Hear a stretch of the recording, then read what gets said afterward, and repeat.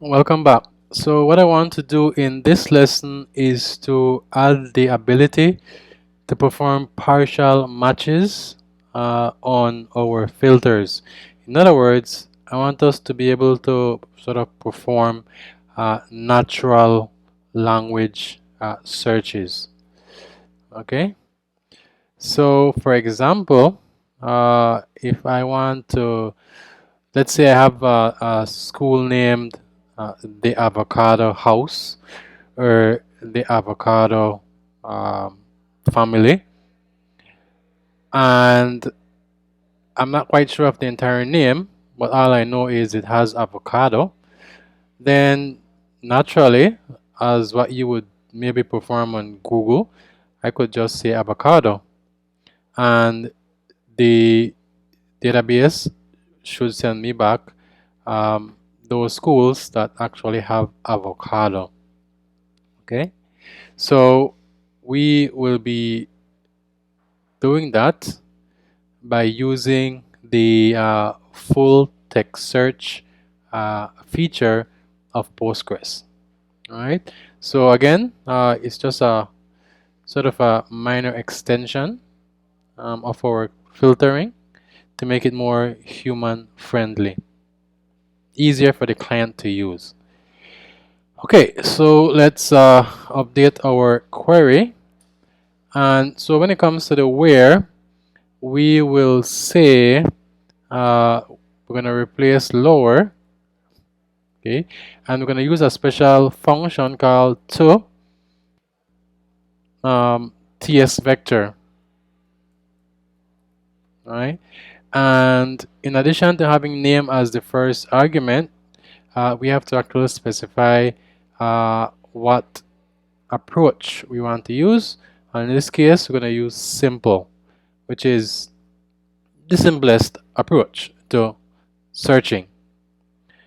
And then we want to change this, okay, and we will not use the equal sign or the assignment sign. We're going to use these two at symbols, okay, which just means matches. So you can think of it as the equal or the assignment sign, the equal sign. And we want to check to see if it matches, and we have to use this new function, plain to underscore ts query. Okay, and in here we will also put simple, okay, and we will put $1. All right, great. So this is what we're going to do, and so let me use this and let me copy it. I'm going to use it here. Okay, and of course we will be doing level, all right, and $2. Okay, all right, and that's it. So the client will be able to perform a natural human type search on name and level without having to know the exact name of the school or the level. Now, what does this involve? Well, let's take a look at the to ts vector. And so let me open okay, here. So if I say something like select to ts vector, and I put some string, let's say I or today is a great day. Okay, all right.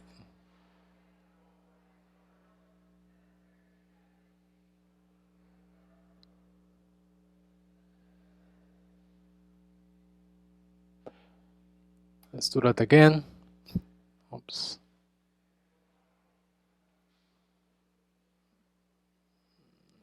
Okay, let's type that. Oops. All right. Making a mistake. All right, so let's try that again. To TS vector. Okay, let's just remove this.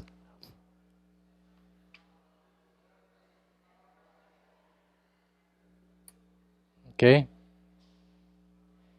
So let me clear my screen. All right, so select to TS vector, and you notice that I get this row returned. I have day, I have great, I have say, and I have today. So what essentially happens is you'll take the DBMS or Postgres will take that row, right, and it will split up the row into its parts, right, or the tokens.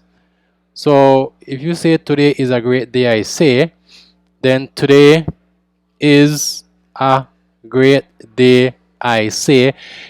Those will all be split up, right? And you can think of it as being put in a slice or in an array. But notice there is no is or a or I, and that's because by default it's using the English approach to doing this. But if I see a simple, it's gonna keep everything, right? It's gonna keep everything. And the key thing is, it doesn't matter if how my words were written or typed, it will automatically put them to lowercase. Alright? And that's the reason why we don't need lower anymore. So this is your array of the tokens, right? Tokens. Tokens just means the words that make up the sentence. Okay? Or in our case, the name or the level. And then going back here, once Postgres has let me do one more thing just to show you. If I instead say English, okay, it will strip out these common words such as is, a, and I. Okay, so notice even though we have 1, 2, 3, 4, 5, 6, 7 tokens, right? Some are all of them are kept when you have simple 1, 2, and so on. But when we have English, then the simple ones are skipped out. So we're gonna have 1, 4, right? So 1, 2, 3, 4, 5, 6 is skipped, and 7 is shown. Okay, so that's the first step that is performed. And then once we have this sort of slice, which contains all the tokens, we're gonna check to see if those contain, right? And this is what this function does, plain to TS query, it sort of does the same thing. It takes what the client puts in, right, in the query parameter, make sure it's simple, right? And then we will actually compare that with the with what the row has for name. Okay, and so in essence we're doing the same thing that we were doing previously, except that, okay, let me close this here. Okay,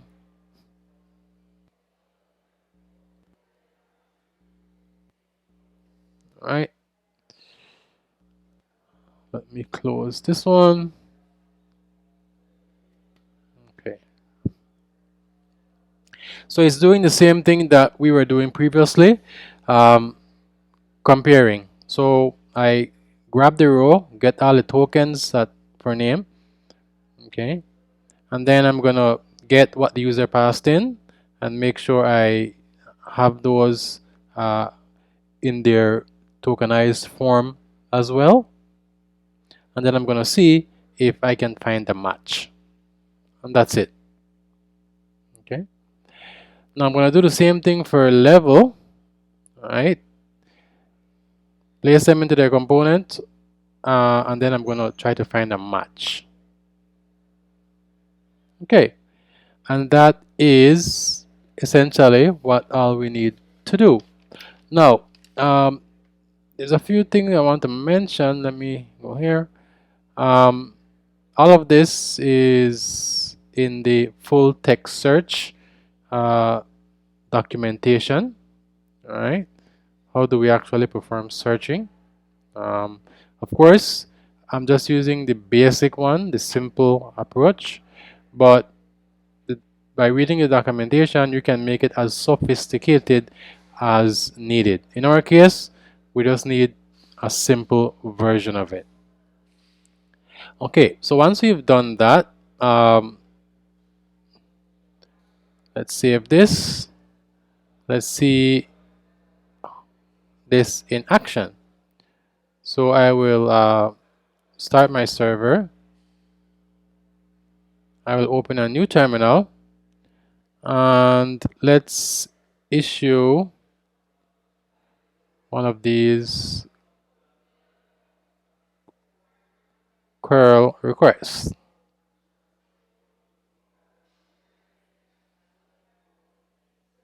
Okay. All right, we get back avocado. If I see love,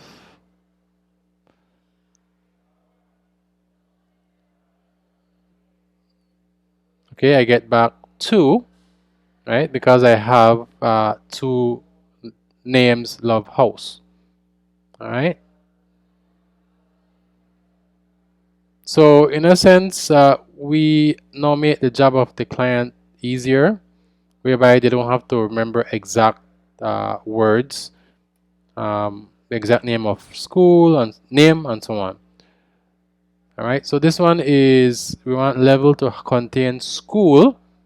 And so if I press enter, you notice we get everything that has like high school and so on.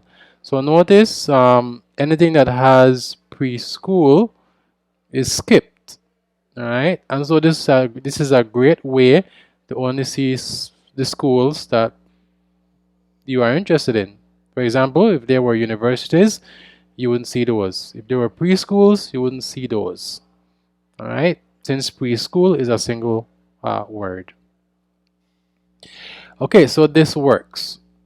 Now, there is one thing that we have to do, and that is we need to create an index on these fields because we want to optimize or make the searches be fast. So when we read the documentation, right, it basically tells us that how do we add indexes for text searching. All right, and so we add indexes so that they can speed up our full text searches. And we generally tend to use the gin type index. All right, that's the preferred approach. And so let's go ahead and let's create a couple indexes on the name field, on the level field, and of course you're going to add it on the mode field as well. Okay, so if you recall, how do we create an index? Well, let's first create a pair of migration files. All right, because remember, we want to be able to be systematic. So by using migration files, we can always track what we have been doing to our database. So migrate create, sequential of course, extension will be .sql, the directory is simply our current directory, migrations, and we're going to name this up and down files as add underscore schools underscore indexes. All right. Great. So our migration files have been created here. So we have down and we have up. So let's start with up. All right. Let me simply copy this. All right. So this is up. And so this will have 3 add schools indexes. Okay, so this is the name of our file, just for us to for documentation purposes. So let's go ahead and create our indexes again. Oh, this is up. What am I calling this down? This is up. Okay, so we're gonna simply create index. If not exist, and we're gonna call this index schools name index IDX. Okay, and it's gonna be on schools on the schools tables, of course, right? On schools, and we will be using the gin index type. And so all we need to provide is the function to ts vector, right? And of course we'll put in simple, and we'll put in the name of our field that we want the index on, which is name, and that's it. All right, so let me put my semicolon to end my query, and let me just repeat this, since we're gonna do the same thing for level. So we're gonna say schools level, all right, using gin, of course, and we want to use level. Okay, let's save that.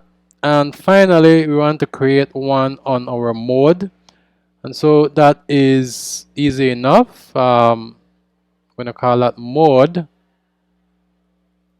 Okay, and we're gonna simply say on schools using gin.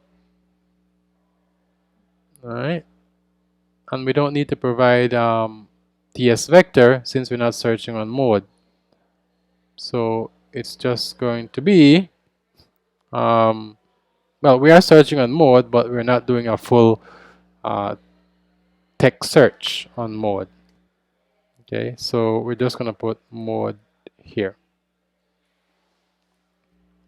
Okay, so this is how we create the indexes, and of course this goes into our up migration file. And so we simply now need to move on to the down migration file. How can we reverse the process that we are implementing in our up file? And so let's move to our down file. Okay, that's right here. Let me paste that, and so this will be down. All right, and of course to reverse the process, we simply need to drop the index. So we're going to say drop index if exists. All right, and the name of the index will be schools name IDX. All right, and we will do the same for the others, changing the name. So schools level IDX, and finally schools mode IDX. All right, let's save that. So make sure we have our semicolons. Yes, we have our semicolons. Oops, got an extra parenthesis there. Okay, that looks good. So our up looks good, our down looks good. And so let's go ahead and run our migration.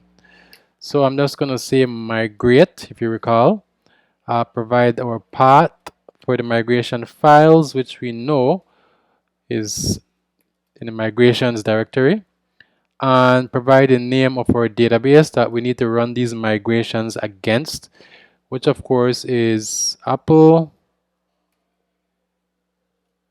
tree db underscore DSN. And we want to run the up migration, so we're going to say up, and that should be it. Okay, and so we have 3 migrations that were run, that were up. Great. So that brings us to the end of that portion, and so let us try again to see if we didn't break anything. So let's start our server.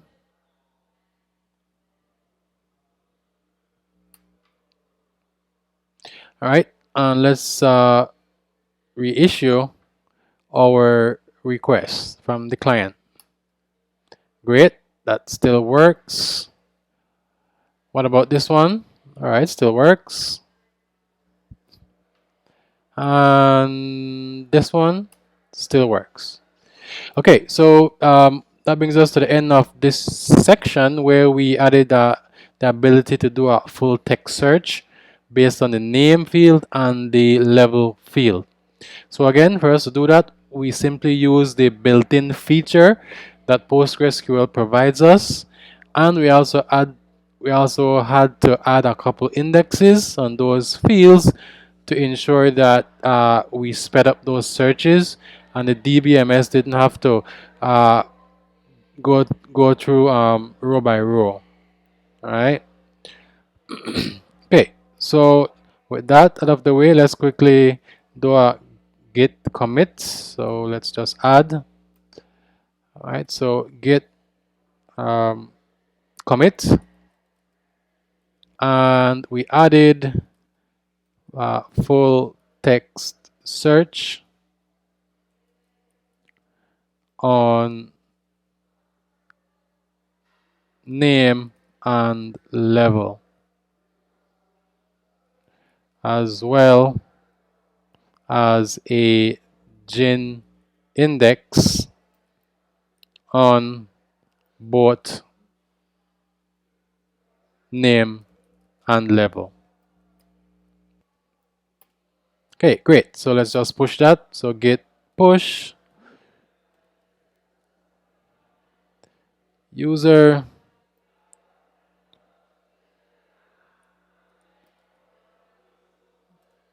main. Okay, let's try that again. All right, so that's it. So what we want to do in the next section is to go back to the sorting issue. So remember where we're at right now. We are performing sorting based solely on ID, right? So we're sorting by ID. We want to be able to allow the client to provide the field that they want to sort by.